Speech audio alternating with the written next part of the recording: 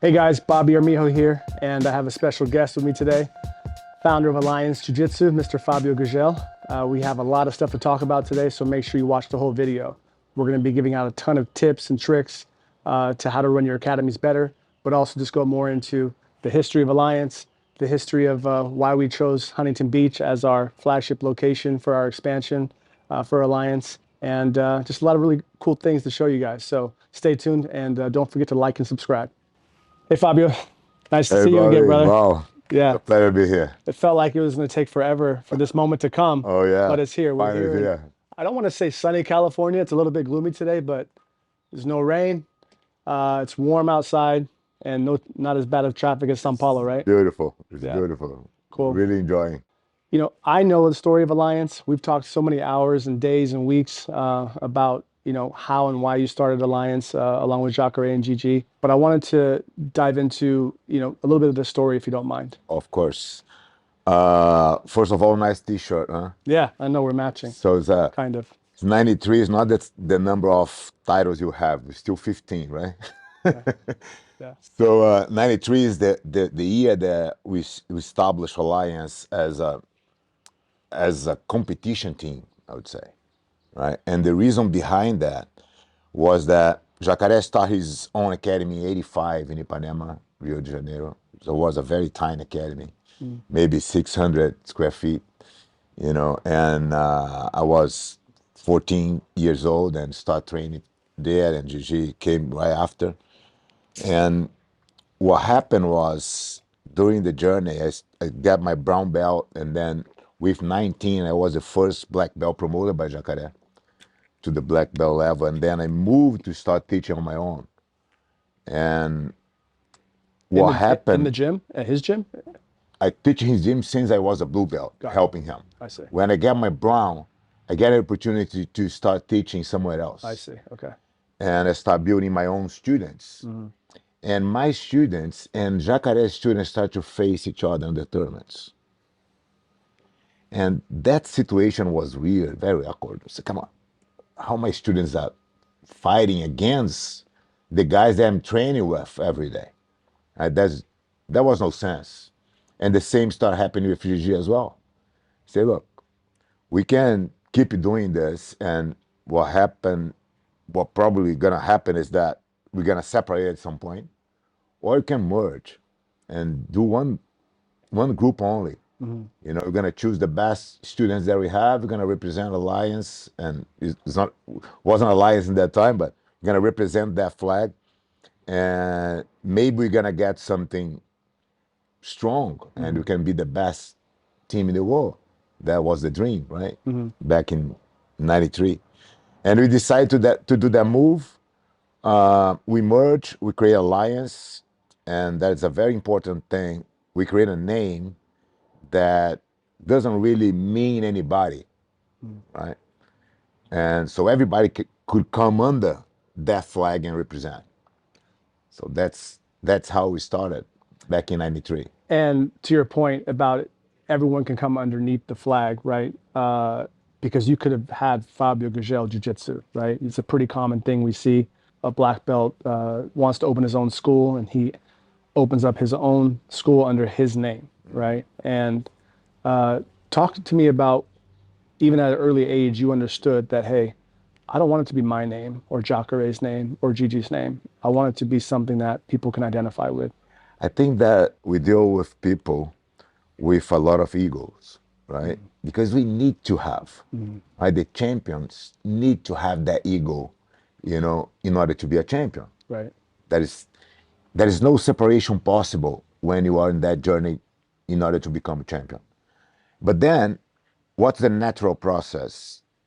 Okay, you become champion and then you want to teach because that's when, you know, your career is going to end at some point and you want to continue in jiu-jitsu, so you start teaching. Because you're famous in that moment, you think that your name gonna be that important forever. Mm. Because we had different heads and minds and names, we need to choose a different path. Because, okay, we could choose Jacare's name and say, you're going to represent Jacare forever. But then it's a kind of, what about Fabio? What about Gigi? What about the other guys that are coming and, wants to also have their names? Right. So I think Jacare was very, I would say, humble and wise in order to let go and say, I don't need to have my name on it. Let's choose a different name that everybody can fit in. I see. And we came up with Alliance. I think it was a great name. I loved the first moment, and I loved so much till now. And And how did the eagle become the logo? and then the thing is, the we have the we choose the triangle, which is very, I would say, a very strong symbol for many other things, right? If you go to Christianity, you have the, Father, Son, and Spirit, Saint Spirit, and Holy if you go Ghost, yeah. to other things, the triangle is a very important figure, right? And then you have the eagle, which is the animal that is no predator, No predator. Yeah. no predator, yeah. Yeah. Yeah. Got it. So that's the kind of combo make our logo so strong.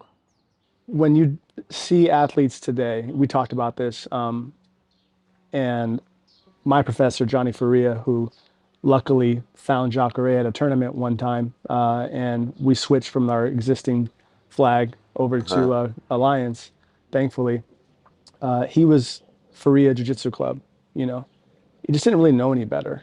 And to me, obviously, he has some of the greatest jiu-jitsu in the world, but whether he has a big name or not, he was relying kind of, to your point, like on, he just didn't know what else to do, right? His name and jiu-jitsu club, right? Pretty common thing.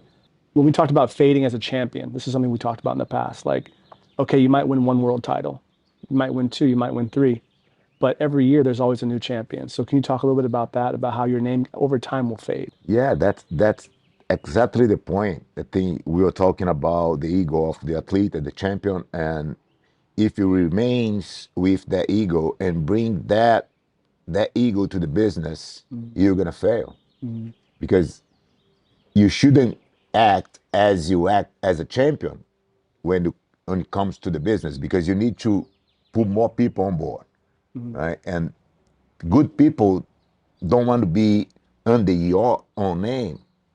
So to give you a practical example, imagine that if I choose to have Fabio Gurgel as the name of my team, and then I produce Marcelo Garcia under me. Marcelo Garcia is a better athlete than I was. He became better. So at certain point, he would say, "Oh, come on, man. I don't want to be under Fabio Gurgel because I am Marcelo Garcia." And later on, we had Cobrinha and Michael Langhi and Lucas Lepri and Bruno Mofasini. And how can all those guys be under my name? It's so I think that you're gonna choose from, okay, I'm gonna keep my name and message my ego forever and don't have anyone good enough under you, Right.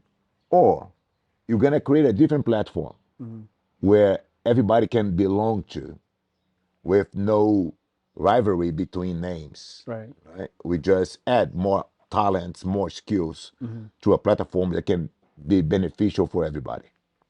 And I think that's the idea behind the alliance.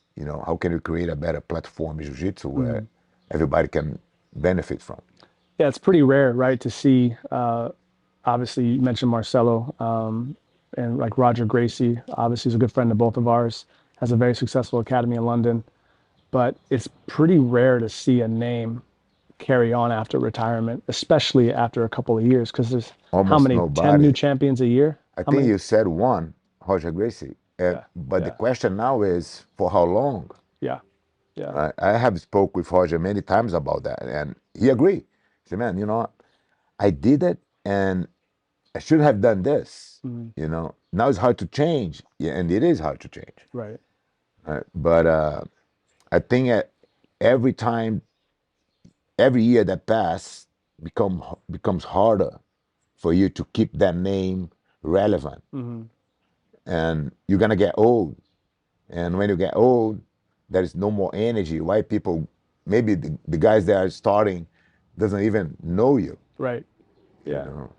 Yeah, I think that's one big mistake I believe in jiu-jitsu is that when you're in it for a long time, it becomes our bubble, you know.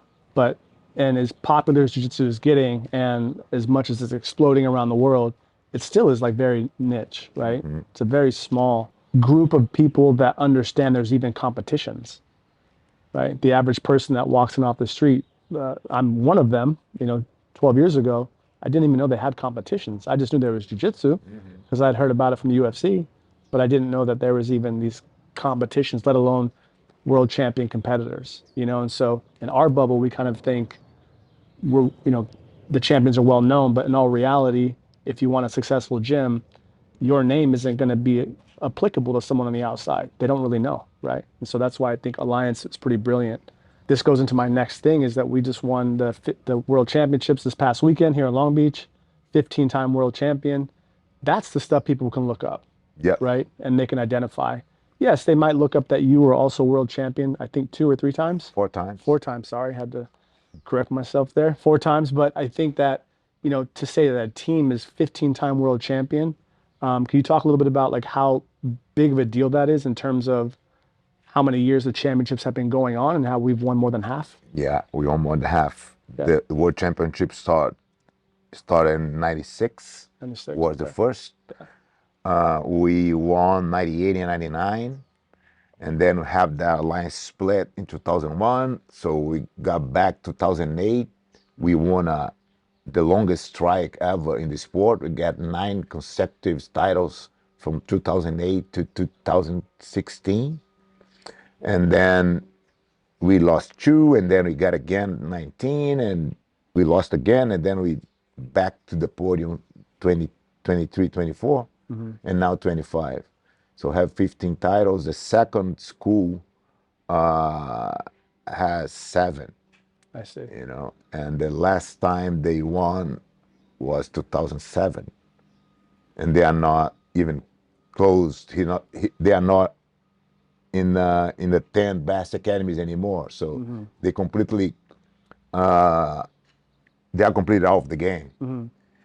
My point is, I really believe that competition is very important to keep you sharp and keep you in the highest level possible in terms of technique, right? That's the label that we don't want to miss, because that's our DNA. We were built in '93 to be the best team in the world, so we won't forget that, right? So that's the reason why Alliance exists. But more important than that, to your point, is we know that Jiu-Jitsu can go way bigger than it is, because tournaments and competition is a very small thing, it's very niche. So we build the schools to really impact people's lives around our academies, right? So it's not, our goal is not collect more talents to compete. That's a consequence, right? So we build academy for people, and when we do that, we have much more people doing it. Consequently, we have more business growing, so more successful instructors, more successful academy owners, and that's again going back to the platform system where Alliance created a lot of stuff to help those guys to succeed. And so the competition is just a tiny part of the whole thing, Right. you know. And I think one of the biggest mistakes in jiu-jitsu is that the instructors, because they were raised in competition, they think that that's the most important thing. Right? So they focus 100% on competition. And when we do that, you just shrink your academy, because you're making your academy for the toughest guys on the planet. You know, so you're not offering jiu-jitsu for regular people. Right. So your academy is small, and if your academy is small, how can you compete with Alliance with 40,000 students around the world? So Right. there's no competition, right? So it's going to be very hard for you Right. if you focus just on competition. But just across jiu-jitsu, like what are the biggest pitfalls that you see as to why gyms are not successful? I think I would say that the first and most common one is when you don't have a methodology in place. You don't have a methodology means that you don't have levels in your schedule. Imagine if you want to learn anything else. Let's go out of jiu-jitsu world, All right, right? let's do it. And then you go to university and the guy say, you go to that class in the fifth year to study, some crazy Calculus or something. calculation, Yeah. and mathematic thing, very difficult, nuclear mathematics. And I say, come on, I have no clue about what the guy's talking about. Right. In jiu-jitsu, it's not different. If you get a white belt that never done jiu-jitsu before and put that guy in a class where people are doing maybe a butterfly sweep, which is a simple move, there is no connection between what these guys know and that technique itself. So if there is no connection, doesn't matter if the guy this thing that is being taught is easy, because it doesn't mean nothing to me. So I got dismotivated and I leave. Yeah. So jiu-jitsu has been losing students, like tons of students, because the schools are not prepared. They are not dividing levels. They are not creating a journey to the student. If you go to the business world, you know that all the companies are trying to create the journey of the client, right? To keep that guy hooked for, as long as possible. Of course, yeah. Jiu-Jitsu already have that, because you have the belt system, you have that, thing that were created back in the days, and people are not using. You are just dropping everybody on the same class, and most of the times because the instructors doesn't want to work that hard. Yeah. To that point, I just brought on a new manager at our San Diego and our Chula Vista locations, and I asked her what her experience was in jiu-jitsu, and it's funny because she's like, "Well, I've done 2 classes. I went to a local gym in San Diego and did 2 classes." I'm like, "Oh, how'd that go?" And she's like, "Well, the way that they warmed up is they said just roll, but it was my first day. I didn't know what to do." See, And she's like, "It was fun, it's but always a I just crime, in my opinion. yeah, I mean, to be fair, that's how I learned. But to your point, then you rely too much on someone being tough or having an ego to say, "Hey, I got beat up. I want to try to go back the next day," and then you're minimizing your pool of people. Of But course, yeah, so it still goes on today. I I mean, know, 2025, it just happened. and I'm gonna explain you why.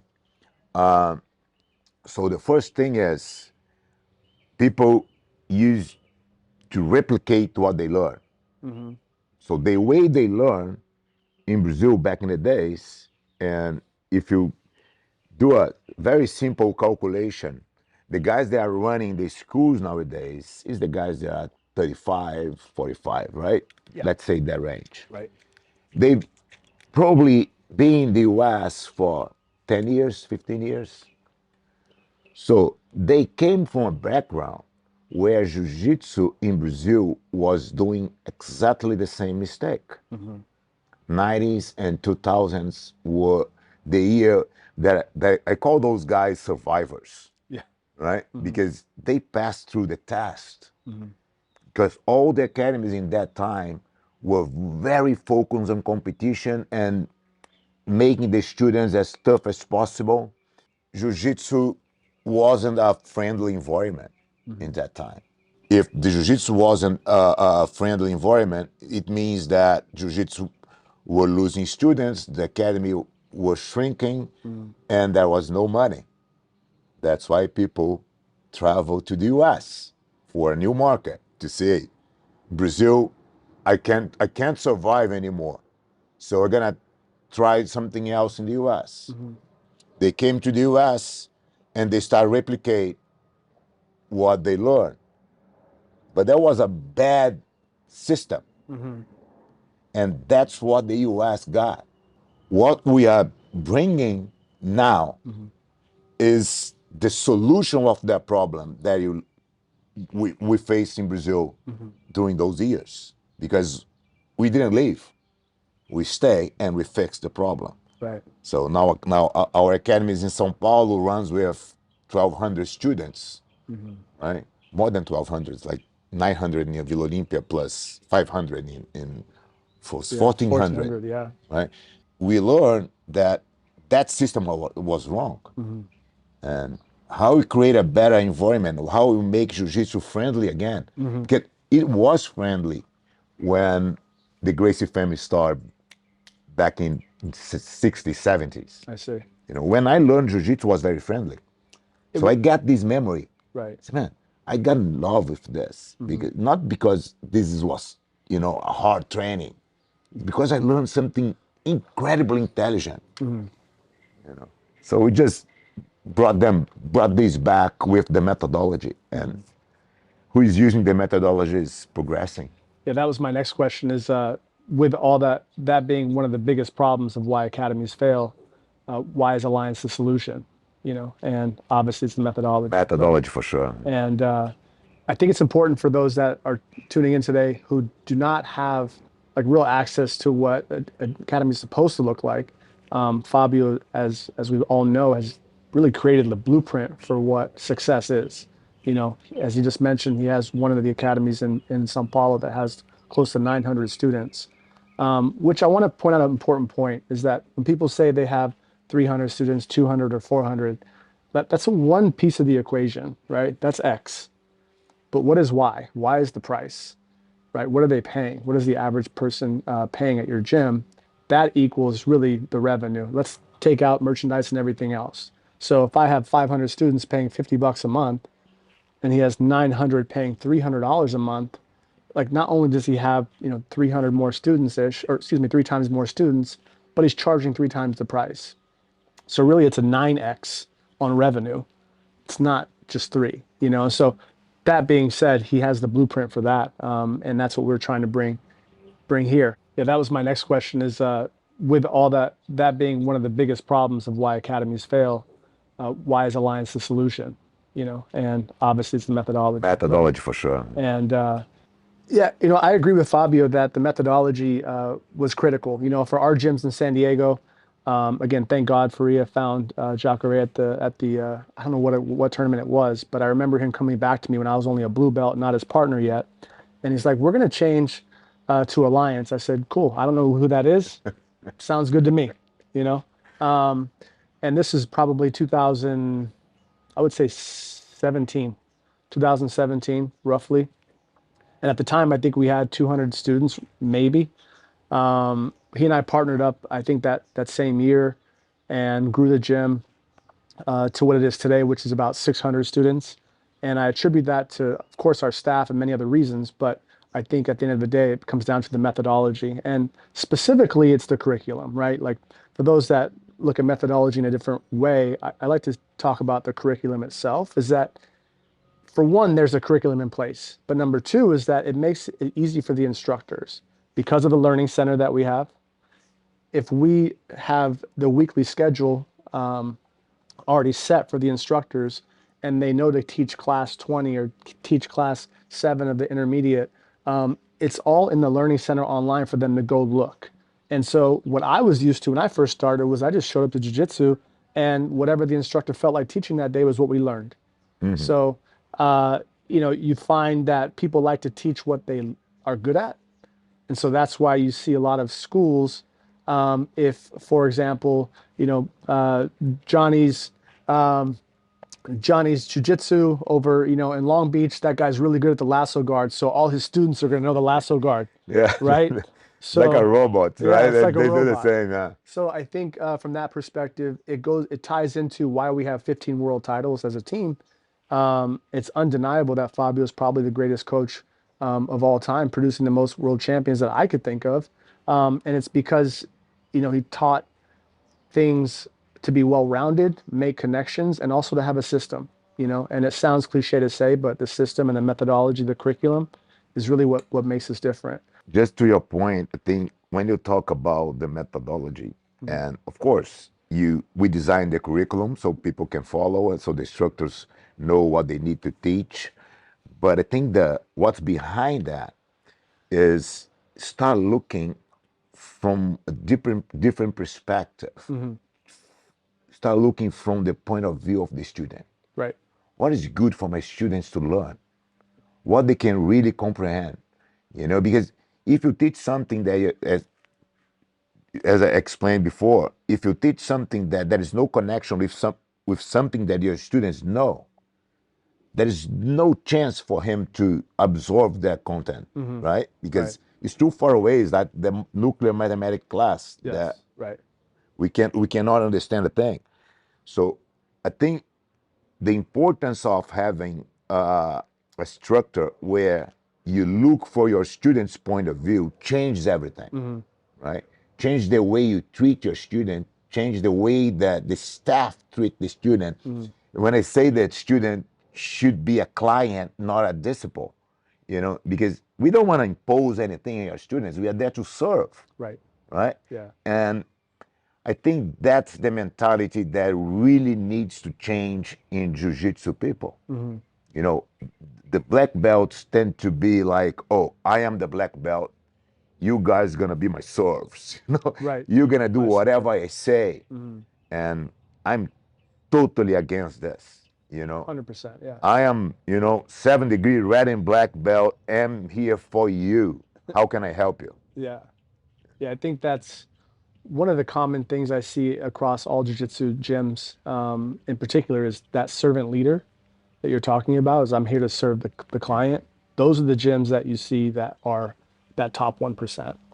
Of You course. can look to any academy, and we all have those friends in the business who are not the most friendly. It's about them, as the academy owner or as the academy instructor or as the black belt, and no one wants to show their numbers for their business, but I can almost bet, that it's pretty easy to see the following, right? Like my professor in Johnny Faria is one of the most charismatic, outgoing, I shouldn't even say outgoing, servant leaders, and it shows. And that's why, the vibe everyone calls our gym, the vibe is being a servant leader, and the vibe is created by, to your point, looking at it from your client's perspective, not yours, which is a skill. At the end of the day, that's a skill, right? But if you don't have that skill, you can follow the system that already taking care of this, right? So the curriculum is something that if you just do the curriculum, you're gonna do better because Yes. you are already looking from the student's point of view, right? You are following the system, and of course, it's very hard to rely on people and what the ideas they have because I'm not saying that our idea is the best idea. I'm just saying that that's idea that's already proved that works. Right. We are totally open to change and adapt and evolve the curriculum as we already did many times. I just record the new intermediate program because we understood that was something that was not correct. We go there and fix it. But what's more important than what you're going to show and how you're going to show is if we show that in the right time, because that's what the only thing that matters for your student. I'm able to learn that technique that you're showing me. Otherwise, I'm wasting my time, So, yeah, the methodology is definitely the most important thing. And again, why people sometimes is resistance to the methodology because it's hard. Yeah. It's hard to implement. You have to go back to the lab and study because maybe that techniques that you don't use much, but that's the fundamental of jiu-jitsu. Right. And if you don't really understand the technique, you're not able to teach. So to your point, you go back to what you know effectively and say, this technique, let's say a sweep from the half guard that I know well, I'm sure that I can teach. If some students ask me any questions, I will know how to answer because I know all these connections from that situation that I do well. But again, it's not what you should teach to that students at that phase. So if you need to to show them, let's say, elbow escape from the mount, there's a lot of details on that technique. And if you don't know how to explain, you won't convince your student that technique is effective. Right. So you need to study to be a better instructor. And I think if you get this in mind, if you keep that in mind, not just in jiu-jitsu, but in general, right? Yeah. You need to be always searching for knowledge. And I do study jiu-jitsu every day, you know.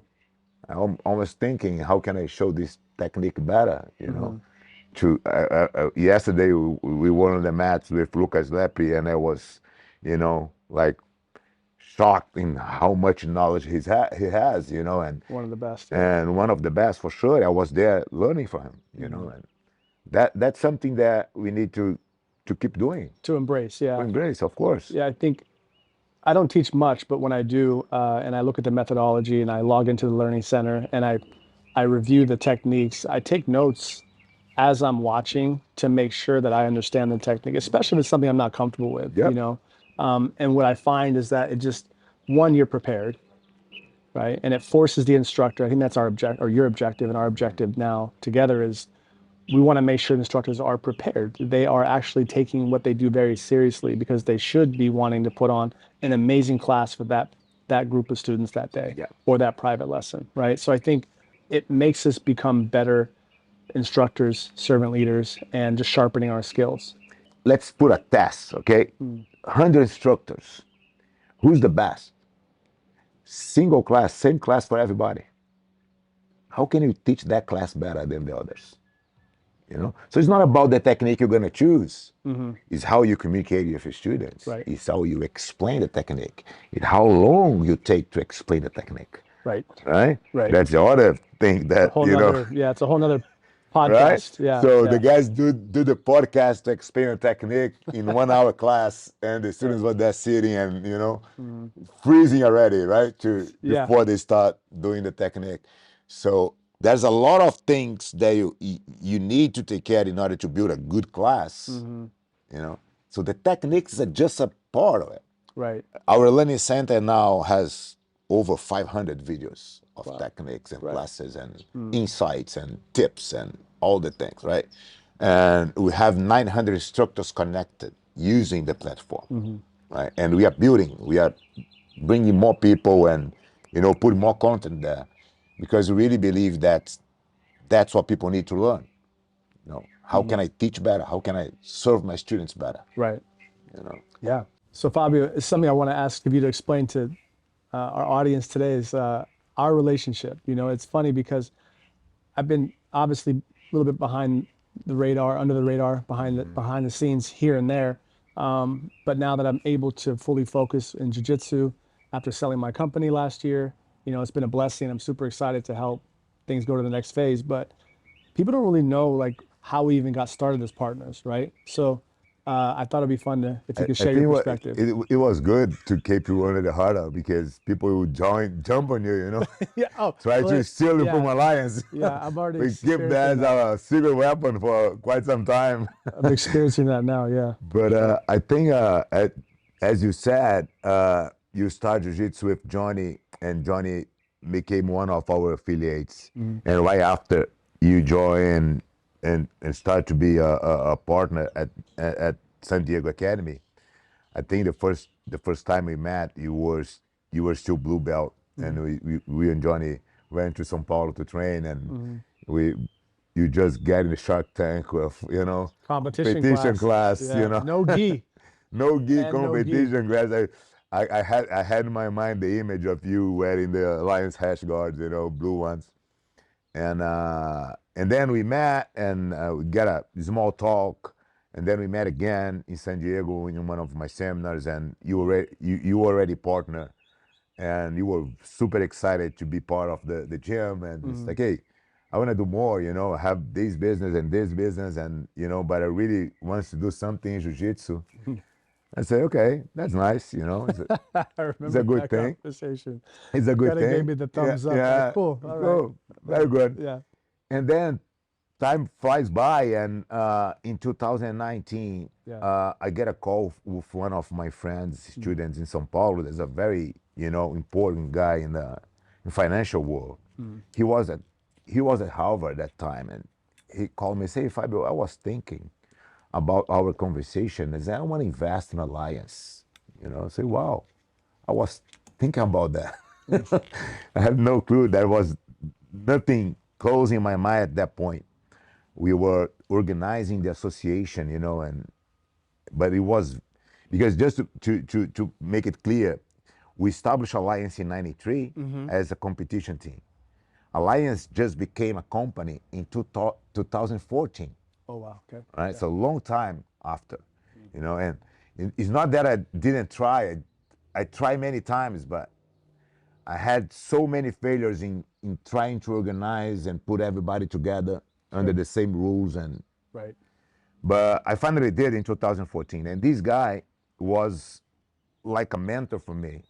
And I had so many conversations with him, and he gave me so many tips in how to see business. And so when he called me, I said, man, that would be amazing. We start talking, and he said, look, I don't want to be alone on this project. So try to get another three, you know. I said, okay. In 1 week, I got three because it's not that they want to be part of Alliance. They want to be part of that guy. Ah, I see. But they were all were involved with Alliance, in the sense they were all students. And we got this group of 4 people to invest in Alliance. And we were like 6 months dealing with the price and all these things. And we were set and done with everything, but there was one clause on the contract that was not comfortable to sign. Was the exit for them in like 5 or 7 years or so. Yeah. I said, look, I don't want to get, and I totally understood that was the system. That When they- you have the private equity put in some money, that's the way they do. But it wasn't the way that I would like to have a partner. I say, you know what? Okay, I won't sign. And then I remember that conversation that we had. I said, call Bobby and see what he's doing. And right there he said, hey, I'm in, Yeah. send me the contract. And it was like that, and it was amazing. And I'm sure to say that was definitely the best choice because we got since then a very good relationship, not just in business but also in our friendship, No doubt. Yeah. and this is more important for me than anything. Yeah. And we exchange a lot of ideas. Your ideas always bring some light to our plans, and with a different perspective for your background, and say, man, you know what? Let's think big, right? So we are really thinking big. And what we're doing now is the first step, right, Right. of something that can be really, I would say, blind mind blowing for jiu-jitsu community. What we're gonna build. Yeah, I want to get to that.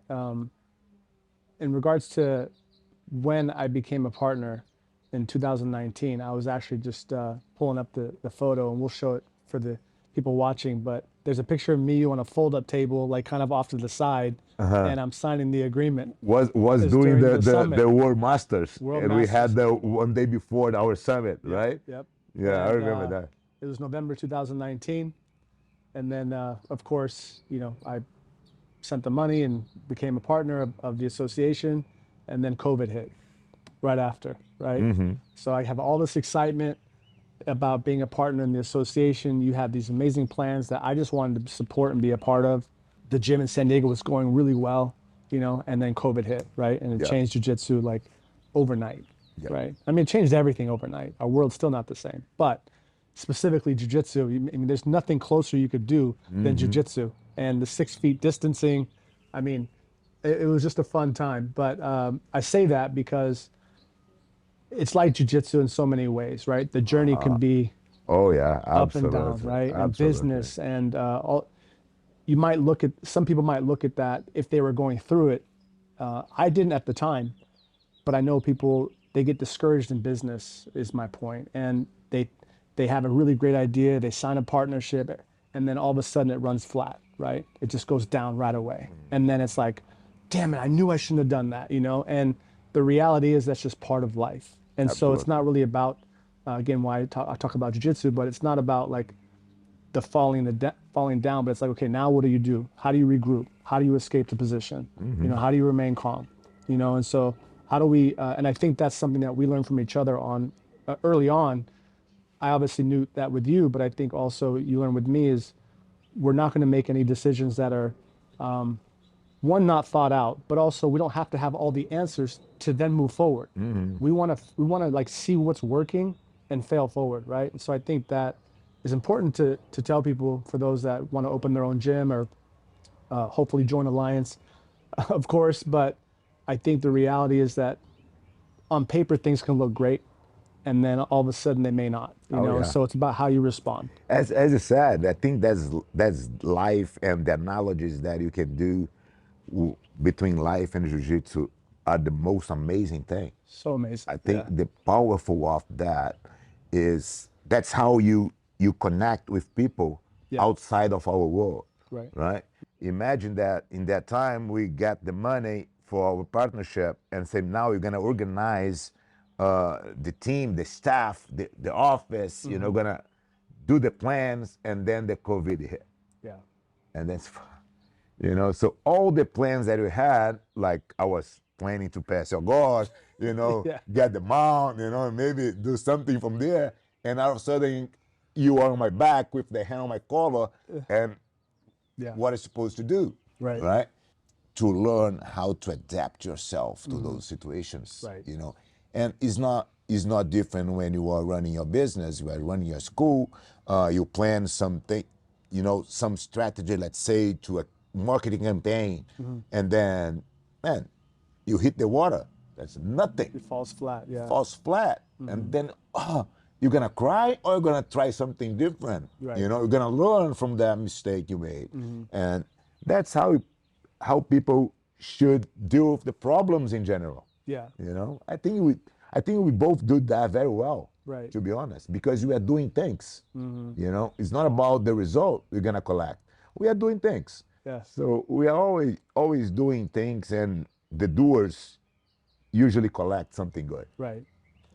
Pessimists love to be right, but they're rarely making money. You know, and so I think people call them haters, right? People who see that's I knew that was a bad investment. He shouldn't have done that, or see you shouldn't have done your own jiu-jitsu academy. You shouldn't have become Alliance. You should have stayed this one thing or done whatever, right? So I think people like to bring others down when the initial data on the decision is not positive, but that's irrelevant if you zoom out Absolutely. enough, right? There's a lot of Absolutely, bad yeah. decisions in success, Oh yeah. but it's the adaptation, excuse me, that you make along the way, right? Absolutely, absolutely right.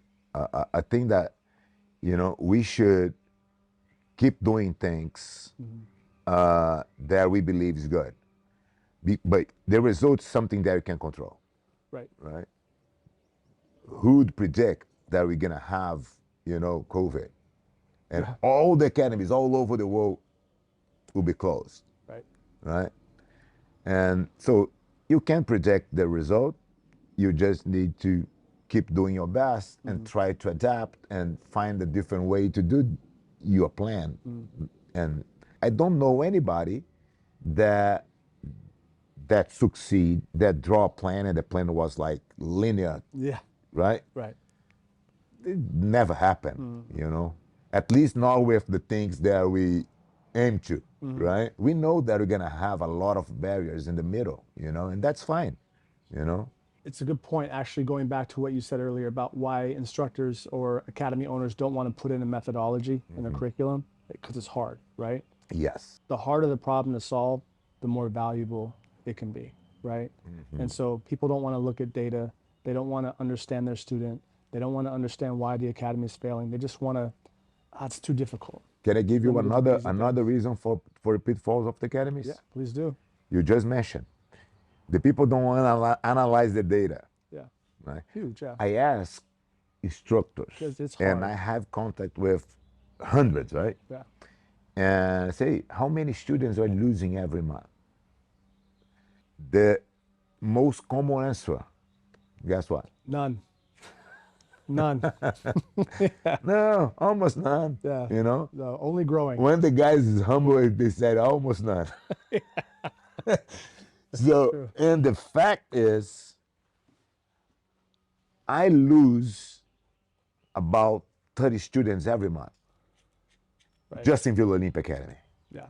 Another 20 something Jardins. You lose certain amount in San Diego, It's right? almost the exact same. Yeah. So it's basically the same because that's the rate that is acceptable to grow your gym. If if I lose 30 students every month and I sell 50 new ones, I'm growing my academy 20 students every month.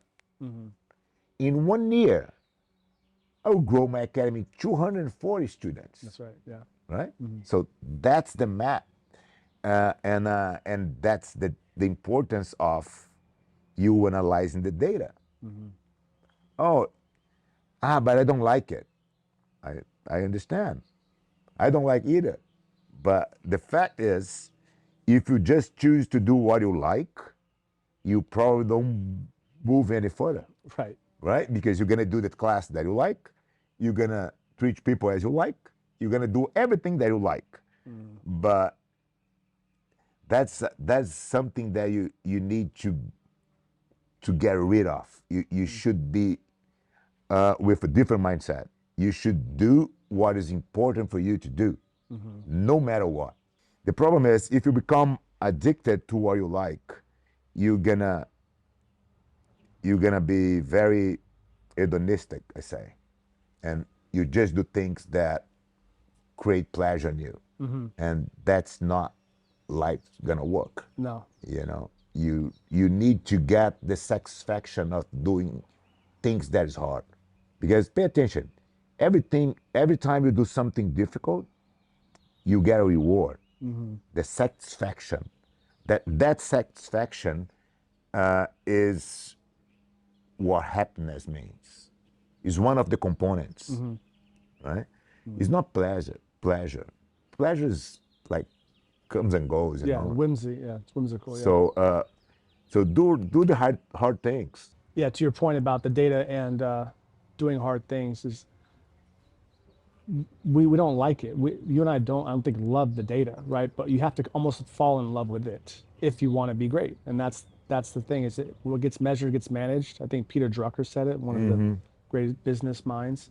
And if you're not measuring, the performance of your academy, it's impossible to know where to improve. And to say this one thing we're trying now is now working because we looked at 30 days, history and we said, hey, that one ad is now working because of this. Or we changed the schedule and we added methodology, so now it's providing these types of results, And so, like I said, it's the harder the thing is to solve, usually the more rewarding it can be. To your point, Absolutely, yeah. right? Two reasons. One, because there's less people wanting to solve it.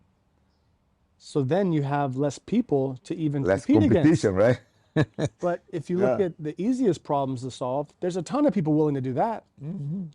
But because it gets harder and harder and harder, just like becoming a world champion, like you have been, which is kind of mind-boggling to me with instructors, or I should say gym owners, not drawing that connection enough. Is like because there's fewer people willing to put in the work, there's fewer champions. And I think that it's important to know that is the connection in business too. There's less competition to be great. It's easy to be normal. But you know what? The guys, they are in that comfort zone because they are doing okay, you Yeah. know. So I don't want to analyze the data. I don't need to because, my academy is doing well. I got enough money to live, to have a good life. What they don't see is that there are people moving the bar, raising the bar in terms of quality, I know a few. right? Yeah. And the point is, once that level of quality and is in place, your academy is no longer competitive. Right. So you're gonna start losing the students. It's the same thing, and when you are a competitor, if you don't keep training, it just because you won the last weekend tournament, someone's gonna pass you, Right. right? So that's what's happening in jiu-jitsu right now. Academies are raising the bar. You see how many good academies are popping up here and there.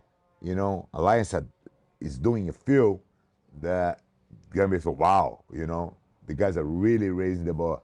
And how the neighbor gonna compete? Right. Right? There is no methodology. There is no structure. There is no uh, um, people. There is No amenity, nothing. no amenities. No. Nothing. Yeah. And then they will complain. But we are telling them for a while that Right. this move is coming. You know. To your point, the idea is that everyone needs to raise up, right? Rising tides lifts all boats, they say. So Absolutely. we are designing our next moves here in the U.S. for exactly that, right? You've already perfected it in Sao Paulo between the two academies. I mean, I've trained there.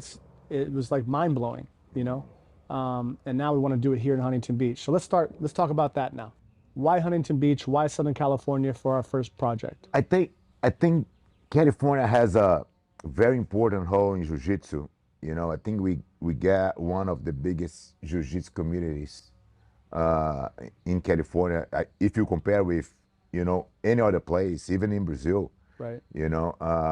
there's I think we had a very strong and big migration from Brazilians to California, starting with the Gracies in 80s, Right. and with the academy. So they really did a good job in promoting jiu-jitsu early in the days. And then the IBJJF moved to Southern California as well and started promoting the tournaments. Right. So the Worlds came to California in 2007 and never never lived, right? It's still there, Long Beach. So I think Alliance really needs to have a flagship headquarters in California, and then we start talking about expansion in the U.S. and why not be Right. in the heart of jiu-jitsu in the Right. U.S., right? And of course, there is a proximity of San Diego, and have many academies around. Right. So we're gonna start with a great team already, and but again, what we are, aiming is to build the best academy in the world. Right. Offering jiu-jitsu, and we talk to the community, that's the important thing. We are not here to take your student. I don't really care. No. We're gonna get new people. We're gonna get more people into jiu-jitsu. And if for some reason you start losing your student, they are moving to train under us at Alliance Huntington Beach. Just look what you're doing wrong, right? Because the students are very loyal to the instructors usually. Right. But of course, if you don't do a reasonable job, and provide good service to your students, you're gonna lose your students and you're gonna lose your job down the road, because that's what's gonna happen in jiu-jitsu as we raise the bar. Right. Why are you gonna choose to get a bad service if you can just cross the street and get a very good one? To your point, we're not here to steal students from anybody. No. I think that is also a big problem in the jiu-jitsu community. Is that if someone opens another gym near you or down the street or whatever, they think that it's taking from their pie, from their piece. And the mindset needs to be jiu-jitsu is for everyone, right? And so there's plenty of people for us to draw from, right, as a community. So to my next point about that is, you taught me this a long time ago, is that we actually want all academies to do very well, regardless of the flag, right? No, we are not trying to steal the students from anyone. No. We have an ocean of people to show them that Jiu-Jitsu is the best tool for self-development, Right. right? So that's what in those people that the people that we want to bring into Jiu-Jitsu that we're aiming for, you know. So and again, we are here to help the community, Right. right? I have been doing this, you know, for many years in Brazil, telling people how, and that's exactly what we're doing here, right? Telling people how they should do, you know, in order to succeed in their business, Right. succeed in their academies, you know. So we are not here to hide any secrets. We are here to very open to tell you, hey, that's the way we do. Yeah. If you want to copy, feel free to copy. If you want to join us, even better. Because the worst thing is if you have a bad experience in jiu-jitsu, Yeah. This is what I want you to talk about. right? Yeah. So let's say, you know, you decide to go to jiu-jitsu because you get some message for, you know, somewhere. And then you go to the academy and you have a terrible experience. Yeah. You get beat up the first day or something. Beat up, the Yeah. guy stretch your arm or Yeah. whatever, crank your neck, whatever happened. Yeah. But your experience was really bad. You're gonna go back home and say, you know what, jiu-jitsu is not for me. And you're gonna tell your kids that jiu-jitsu is not for them. And your friends. And tell your friends, Your friends. Yeah. right? So just one bad experience can touch many lives. So that gonna look to jiu-jitsu with a Negative lens. negative eyes. Yeah. Yeah. Right? Yeah. So the opposite is if we keep all these jiu-jitsu schools doing a good job, man, they gonna tell a lot of good things about jiu-jitsu. Maybe that students that went to some other school and get a good experience, gonna talk to a friend that lives nearby my academy. Right. So that guy goes to my academy, is my new student, Yeah. just because of the work that somebody else did, That's what we want. right? So we are here to make the community better, you know, and we're gonna share with you guys in many different ways the good practice, Yeah. what you should do.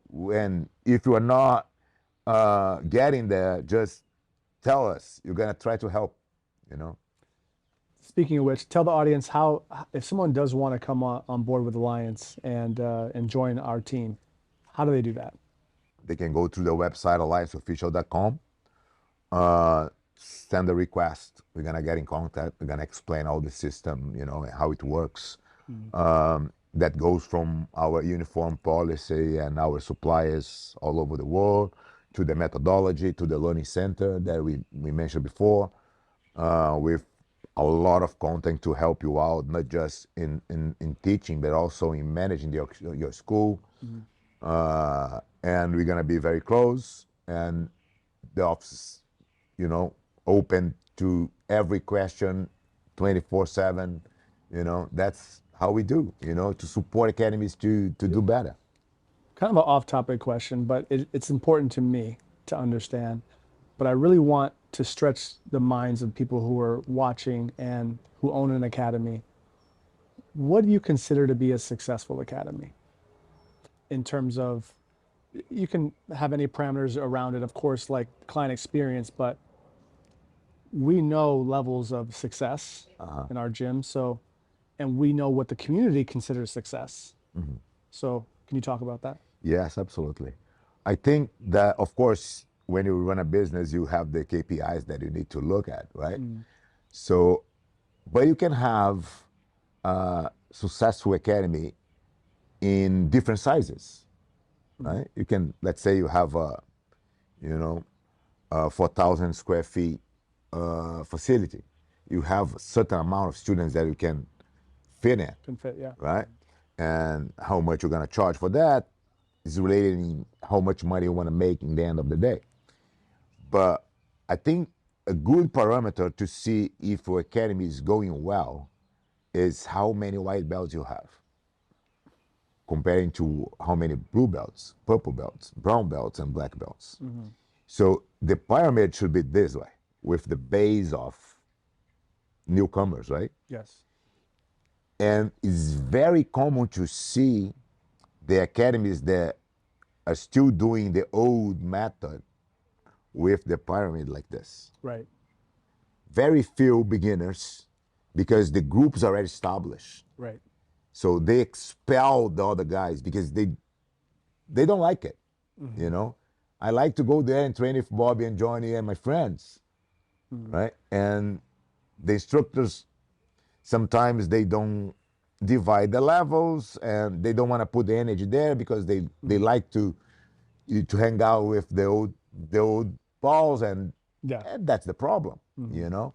So one thing that I really like to see when I jump in to see if the academy is doing well or not, that's the first thing I look at. Interesting. You know, how many white belts you have comparing to the amount of students you have. Right. You know, and it means that you are taking care of the newcomers, and Right. this is what gonna make your academy successful. So with that, what is our objective and how we plan to make this the best academy in the world? It's one thing to have 7,400 square feet, 4,000 square feet of mat space, you know, all the showers, all the amenities like that.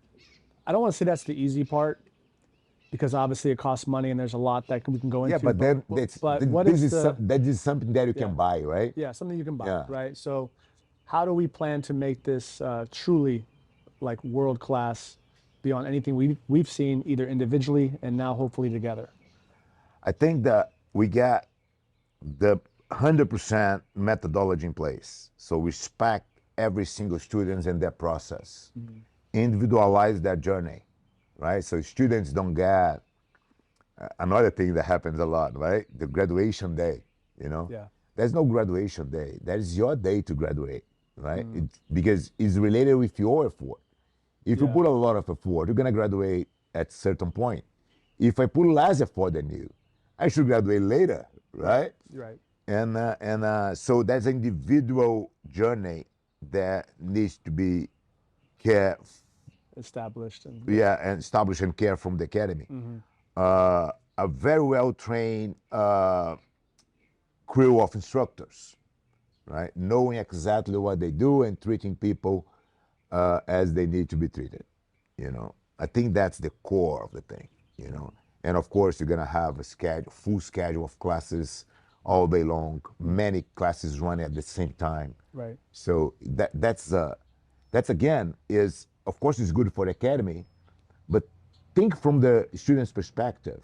I can go to my academy any time of the day. There will be beginners class, for example. There will be intermediate class because we have different matches running at the same time. I can bring my kid and train at the same time. Right. You know, those type of things that you need a space and you need a good facility to offer. If you have a small academy, if one match space, how can you do that? You know, so okay, that's a different situation. But remember, now the big guys are coming to play, and we're gonna offer that service. Right. You know, you can improve what you have to maybe create a second mat, right?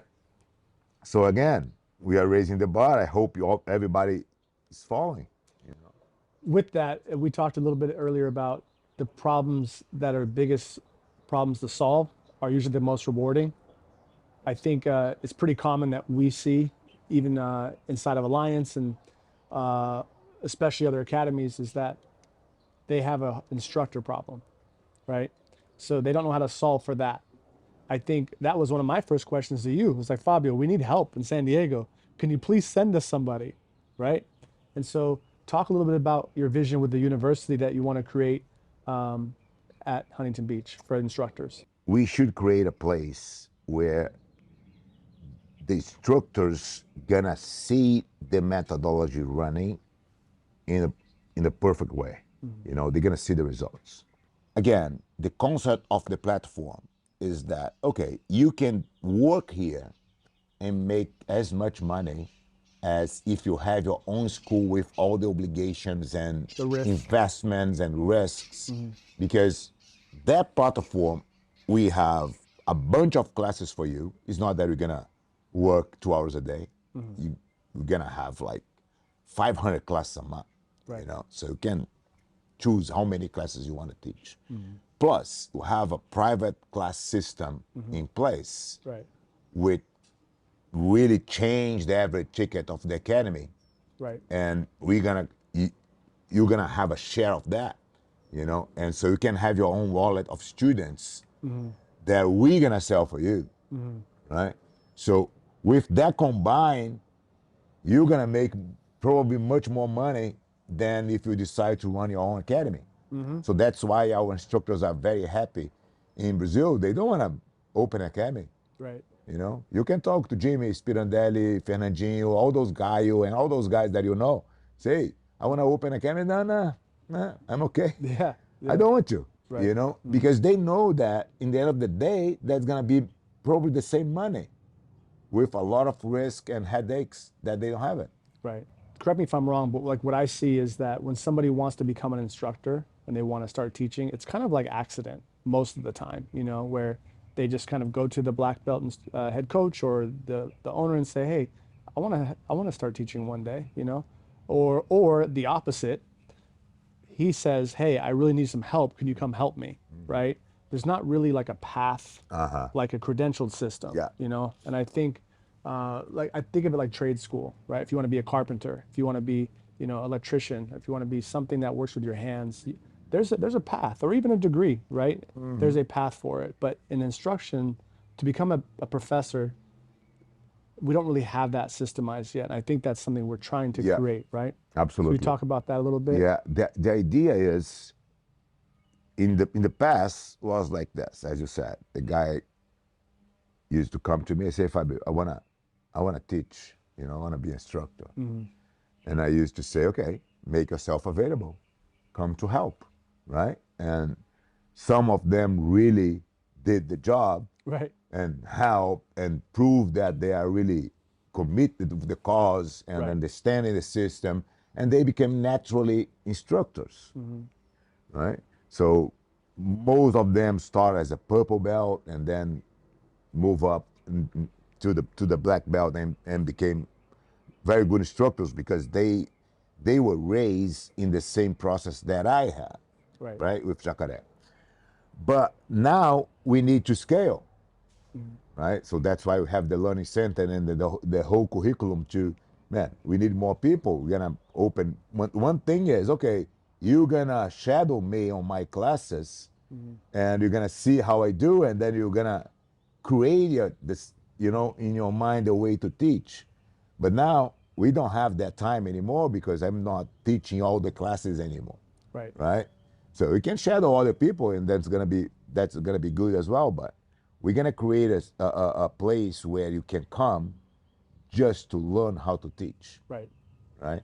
And then if you learn that, let's say in the academy, and have the support of the learning center, we believe that we can really create a system where we can multiply the number of instructors with the same quality. Right. And that's our plan, to support our biggest plan, which is having as many academies as possible and put millions of people to train jiu-jitsu. Right.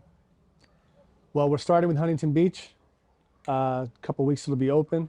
Can't wait. We have some time today. We're going to actually drive over, check out the progress of construction, and share with people watching today where we are. And I can tell that this academy is gonna be something, you know. Yeah. I'm really excited, you know, to come, and I think it's always a good time to spend some time in California, you Yeah. know. Now the sunny day, as you mentioned in the Yeah, beginning. now we're getting Now cooked out here, but you know, you're getting tan over it's here. been worth it. But yeah, I'm very excited. I can't wait to the day to open the doors and start receiving the students and show what we're here for. Yeah, absolutely. So, Fabio, thanks so much for your time today. You'll pleasure, be man. here for another few weeks. I think you go back to Brazil in July, but your intention is to also be back here every few months for 6-8 We're weeks at gonna a time, right? rotate me and Michael Lange back and forth. So Michael would spend some time with you guys in August, September. We're gonna go back in October, November. So we're gonna rotate very often. You know, that's it's not a bad place to be. Excited. Well, guys, again, thanks for tuning in today. We went over obviously quite a bit. We'll be able to chop a lot of this stuff up and feed it to you guys in small bites. But for those watching the long form, you got a lot of information today. So we plan to do this quite often and just share all the secrets that we have and that we possibly can share with you guys to grow your gyms and make Jiu-Jitsu continuing to be on its ascent and on its rise to being, I think, the most well-respected martial art in the world. So get really excited for that. Thanks again for tuning in. If you like this video, make sure again you like and subscribe. We'll be dropping these kinds of videos all the time. So Fabio, thanks again. Thanks a lot. Bye-bye.